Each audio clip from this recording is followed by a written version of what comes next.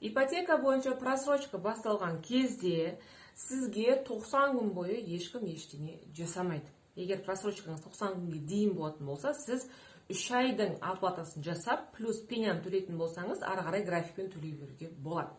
Егер де сіздің просрочкаңыз 90 күннен асып кететін болса, бұл жерде банк сізді сотқа беруге тырысады. Бұл жерде екі соттың шешімі шығады. Біріншісі, банктың пайдасына сізден қарыз соманы өндіріп алу, яғни взыскание задолженности.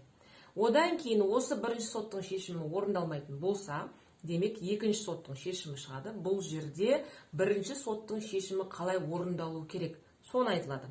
Яғни екінші соттың шешімінде обратить взыскание на залоговое имущество, яғни сіздің үйіңізді сату жайлы мәселе осы екінші соттың шешімінде қозғалады.